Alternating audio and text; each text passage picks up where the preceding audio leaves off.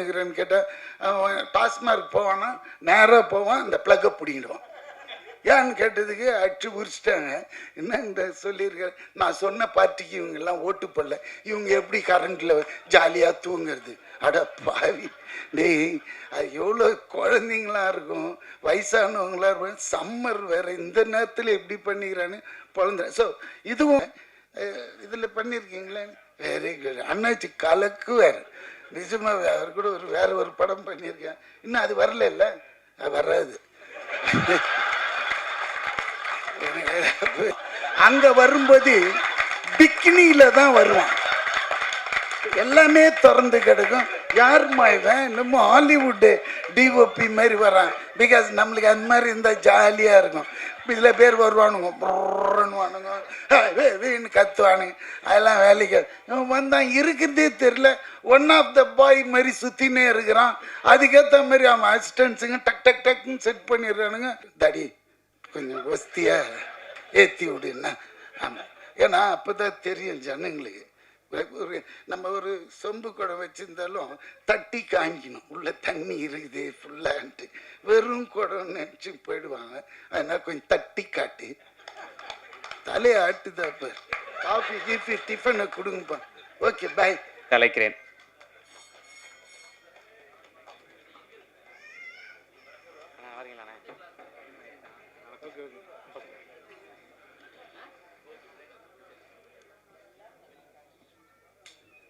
மா இங்கே பேசின போதுமா, நீங்கள் கவனிங்க.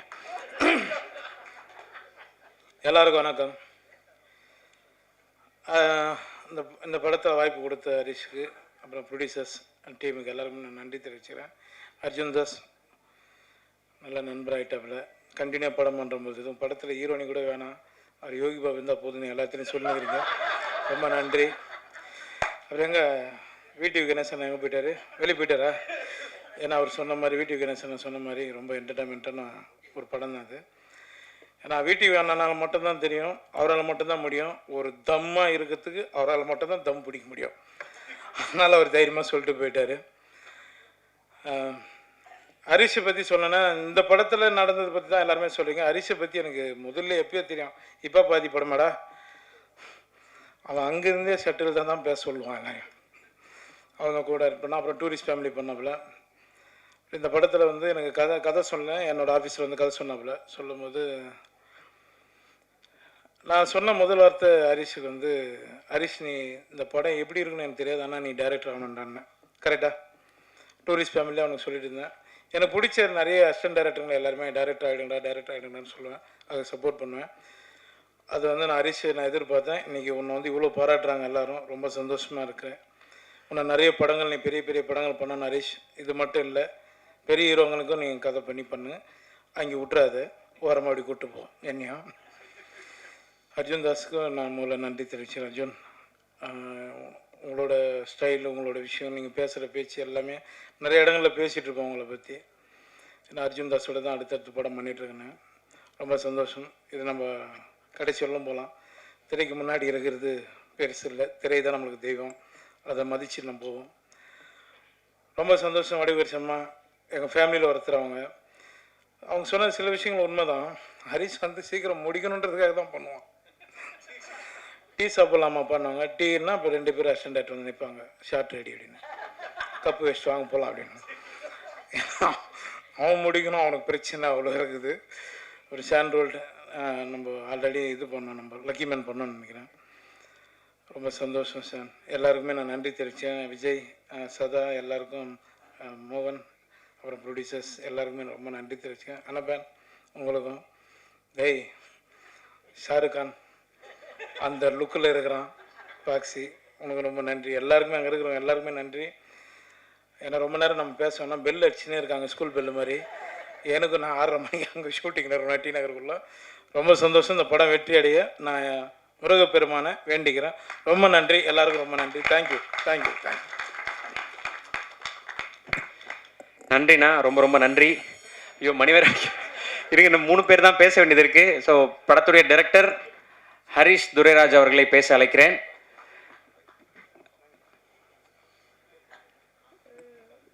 சுச்சுவேஷன் புரியுது, கொஞ்சம் ஹெக்டிக்காக போய்கிட்டு இருக்கு, அதனால்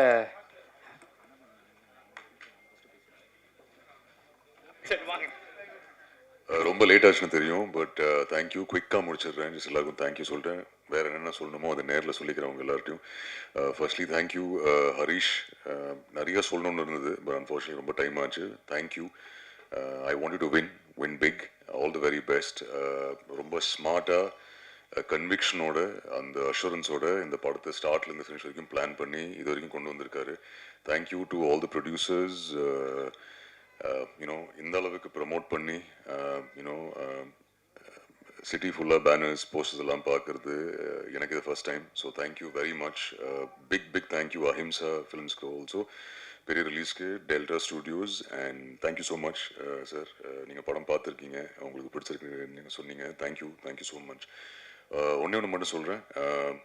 இந்த படம் வந்து ஃபேமிலியோட, ஃப்ரெண்ட்ஸோட, ரிலேட்டிவ்ஸோட நீங்கள் ரிலேட் பண்ணுற ஒரு படமாக இருக்கும். இது வடுகர் சிம்மாவோட பெர்ஃபார்மன்ஸ், யோகி பாபு சாரோட பெர்ஃபார்மன்ஸ், விடிவி கணேஷ் சாரோட பெர்ஃபார்மன்ஸ், ஆனபனோட பெர்ஃபார்மன்ஸ், அகிலோட performance, and all the other ஆக்டர்ஸோட பெர்ஃபார்மன்ஸ், அண்ட் ஷான் ஐயாஸ் வண்டர்ஃபுல் மியூசிக் காக படம் பாருங்கள். இமோஷன் இருக்குது, ஹியூமர் இருக்குது, அதில் ஒரு ரொம்ப அழகான கதை இருக்குது. அண்ட் உங்கள் எல்லாருக்குமே இந்த படம் ரொம்ப பிடிக்கும் நம்புகிறேன். நம்பி தியேட்டருக்கு வரலாம், நம்பி வாங்க, சந்தோஷமாக வீட்டுக்கு போங்க. Thank you very much. சாரி உங்களுக்கு ரொம்ப டைம் ஆச்சுன்னு தெரியும். ஏதாவது ஒரு இன்டர்வியூவில் இன்னும் டீட்டெயிலாக சொல்கிறேன் உங்களை எல்லாரும் பற்றியும். பட் வெரி ஹாப்பி உங்கள் எல்லாரோடையும் ஒர்க் பண்ணதில். நிறைய சீனியர் ஆக்டர்ஸோட ஒர்க் பண்ண சான்ஸ் கிடச்சிது. Big thank you to the producers. Vijay எல்லார்ட்டையும் இண்டிவிஜுவலாக தேங்க்யூ சொல்கிறேன். சீக்கிரம் முடிச்சிடுறேன், ஏன்னா இன்னும் ஹரிஷும் பேசணும். So thank you once again. Sorry for the delay. Thank you. Lots of love. பெரிய ஹிட்டு அப்படின்றது தான் சொல்லணும். ஸோ ஏகப்பட்ட படங்களில் அவர் என்ன மாதிரியான கேரக்டர் ப்ளே பண்ணுறாரோ அந்த கேரக்டரோட தன்மை குறையாம ஆடியோ லான்ச்லேயே அந்த கேரக்டராகவே வாழ்ந்துட்டு இருக்கக்கூடிய விடிவி கணேஷ் சார் அவர்களை அன்புடன் பேச அழைக்கிறேன்.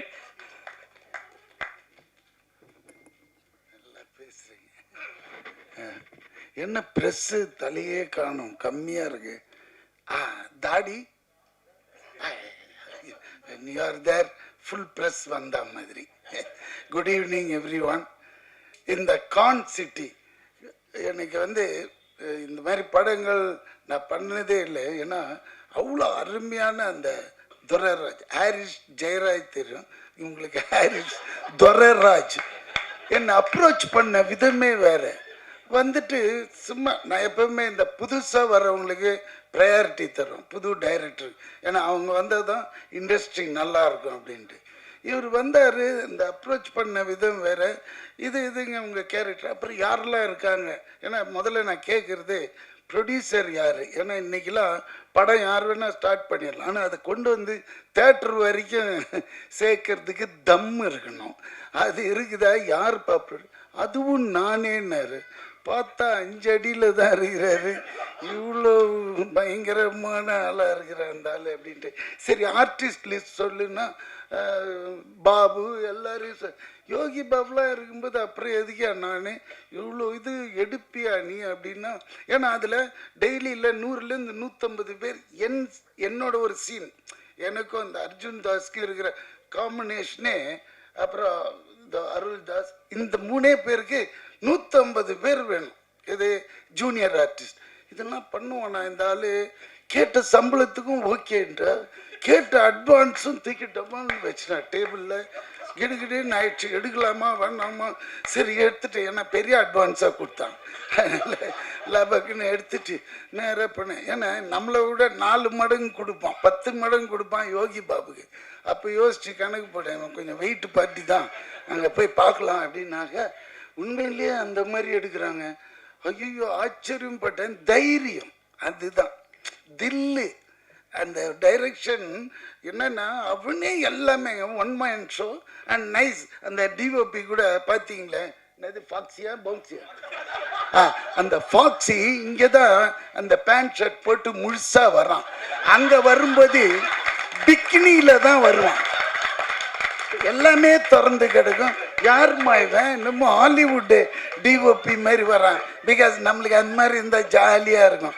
இதில் பேர் வருவானுங்க, ப்ரன்னுவானுங்க, வீணு கத்துவானுங்க, அதெல்லாம் வேலைக்கு. இவன் வந்தான் இருக்கிறதே தெரில, ஒன் ஆஃப் த பாய் மாதிரி சுற்றினே இருக்கிறான். அதுக்கேற்ற மாதிரி அவன் அசிஸ்டன்ஸுங்க டக்குன்னு செட் பண்ணிடுறானுங்க. இந்த துரைராஜ்கிட்ட இன்னொரு ஸ்பெஷாலிட்டி என்னன்னா, என்ன எடுக்கணுமோ அதை மட்டும் எடுத்து அழகாக அனுப்பிச்சி விட்டுடுவான். சார் நீ கிளம்பிடலாம். என்னை ஒரு நாள் முன்னாடியே பேக்கப் பண்ணி அனுப்பிச்சிட்டான். தம்பி நல்லா யோசிச்சுக்கோ, வேற எதுனா இருக்க எதுவுமே கிடையாது. இல்லைப்பா எனக்கு ஒரு ஃபேமிலி பேக்ட்ராப், ஐயா இந்த படம் கிடையாது. திஸ் இஸ் கான் சிட்டின்னா. டாடி கான் சிட்டின்னா உனக்கு என்னன்னு தெரியுமா? தெரியாது. இது எடுக்கிறது எழுதுறது, உல்டாவா எழுதி விட்டுறது, அதே பொழப்பு. கான் சிட்டினா மோசமான சிட்டி. அது உள்ள என்னெல்லாம் நடக்குதுன்றது. பீயிங் ஒரு எலக்ட்ரிசிட்டி போர்டு ஆஃபீஸர் நான், அவ்வளோதான். இந்த பணம் கலெக்ட் பண்ணி போகிறது. இப்போ கூட ரீசெண்டாக எவனோ ஒருத்தன் ப்ளக்கை பிடிங்கினே இருந்தான்னு பாருங்க, அதுவும் இதுவும் கனெக்ட் ஆகுது எலக்ட்ரிசிட்டி. என்னடா போன வாரம் தான் இவன் எடுத்தான் நம்மளை வச்சு. இப்போ பார்த்தா ஒருத்தன் குடிப்பானா, நேராக போவான், ப்ளக்கை பிடிங்கிட்டு போனான். அது இவ்வளோ பெருசு. அதே மாதிரி செட்டு போட்டாங்க. இவன் எனக்கு அங்கே தான் ஆச்சரியமாக இருக்குது, இவன் செட் பண்ணி எதுனா பண்ணிட்டானா அப்படின்ட்டு. ஏன்னா அவன் பிடுங்கணும். அப்புறம் 3ஆவது நாள் பிடிச்சிட்டாங்க போலீஸ். ஏன் இது மாதிரி பண்ணின்னு இருக்கிறேன்னு கேட்டால், அவன் டாஸ்மார்க் போவானா, நேராக போவான், அந்த ப்ளக்கை பிடிங்கிடுவான். ஏன்னு கேட்டதுக்கு அடிச்சு உரிச்சிட்டாங்க. என்ன இந்த சொல்லியிருக்க, நான் சொன்ன பார்ட்டிக்கு இவங்கெல்லாம் ஓட்டு போடல. போன வாரம் சார் படம் வந்து அடுத்த வாரம் ரிலீஸ். ஷாக்கு. ஏன்னா இதுமாரி படங்கள்லாம் வந்து அப்படியே நின்று போயிடும். ஆனால் இது கொண்டு வர்றான் பாருங்க, அங்கே தான் தம்பி உன்னோட பேக்ட்ராப் என்ன பண்ணாக்கா அஸ்டன்றான், ஈபின்றான், எதுவுமே சரியில்லை, எல்லாமே நெகட்டிவாகவே விழுது மார்க்கு. புரியுதுங்களா? ஏதாவது ஒரு வசதிப்பா அப்படியே ரொம்ப கஷ்டப்பட்டு தான் வந்தேங்க லைஃப்பில். ஐயோ அவ்வளோ இதுவாக இருக்குது அப்படின்னு நம்மளுக்கே பாவம் தோணுது. ஆனால் நல்ல ட்ரீட்மெண்ட்டு, நல்லா வருவார். அதே மாதிரி ஏன்னா இந்த டிஓபியை வச்சு நான் சொல்கிறேன். ஏன்னா எனக்கு அதிகமாக மற்ற டெக்னீஷியன்லாம் தெரியல. அதே மாதிரி இந்த நேரத்தில் டிஓபின்னும் போது எனக்கு இன்னொரு ஞாபகம். நான் இன்ட்ரடியூஸ் பண்ண என்னோட படம் விண்ணை தாண்டி வருவாயில் மனோஜ் பரமஹம்சா.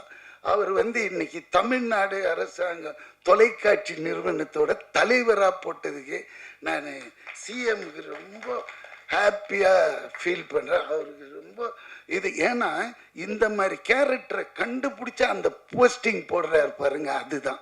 ஏன்னா ஃப்யூச்சரில் வந்து இல்லை நிறைய டிஓபிஸ் வருவாங்க. ஏன்னா அவன் வந்து very strong and very straight forward fellow அந்த மனோஜ் பரமஹம்சா. ஐ யூஸ் டு கால் இம் மாஞ்சான்ட்டு.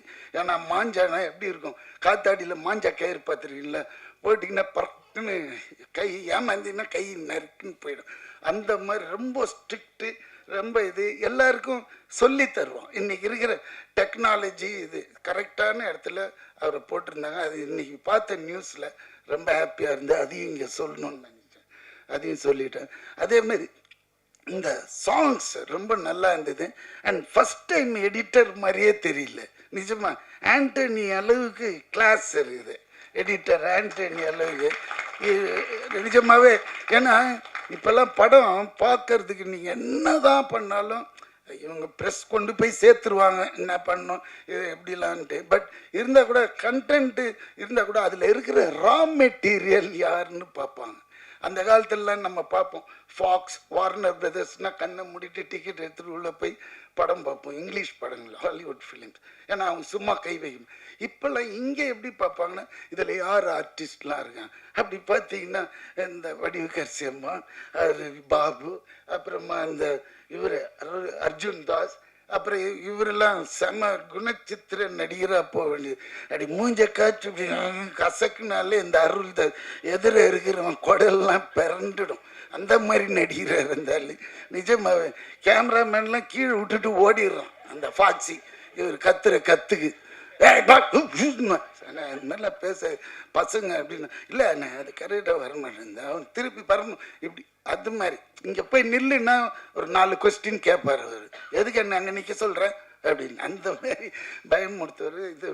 அது மாதிரி ஐயோ அண்ணாச்சி என் கூட காம்பினேஷன் இல்லை இதில் பண்ணியிருக்கீங்களே, வெரி குட். அண்ணாச்சி கலக்குவார் நிஜமாக. அவர் கூட வேற ஒரு படம் பண்ணியிருக்கேன், இன்னும் அது வரல, இல்லை வராது எனக்கு தெரியும்.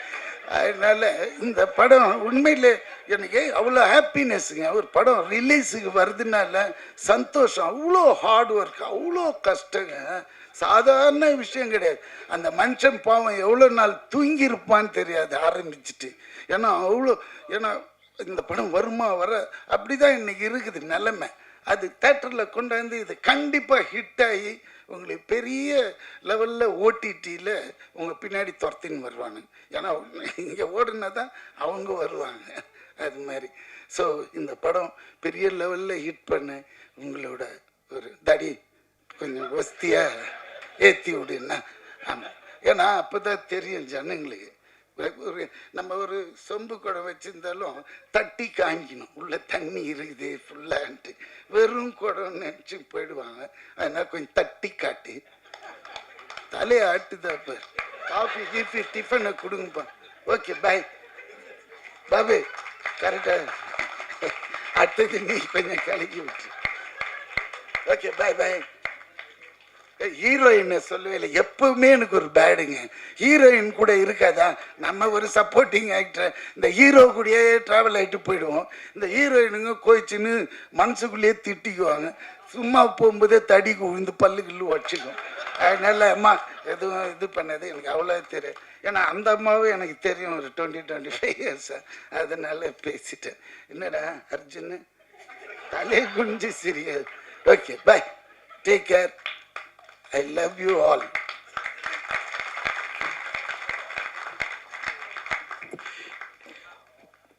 ஒரு 6-7 நிமிஷம் பிரசாத்ல வந்து இவ்வளவு ஹாப்பியா இருந்து நம்ம சமீபமா பார்த்தது இல்ல.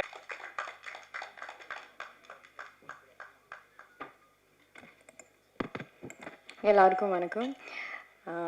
நான் தமிழ் பேச ட்ரை பண்ண போகிறேன். ஏதாவது தப்பு இருந்தால் மன்னிச்சிடுங்க.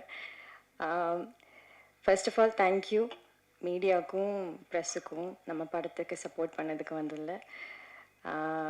எனக்கு இது என்னோடய second Tamil cinema. First one was Kottukkaali. Meena தான் நான் இங்கே வந்திருக்கேன். You gave me so much of love and support. மீனாவுக்கு ரொம்ப நல்லா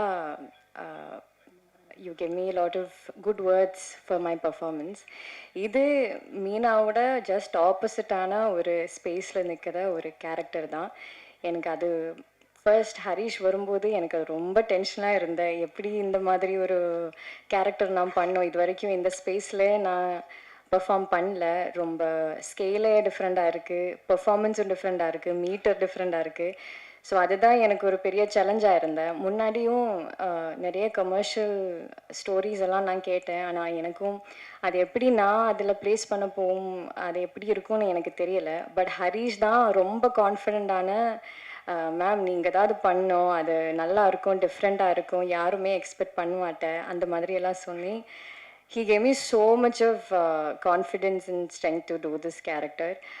And one thing about Harish that I absolutely love is the conviction he has as a director.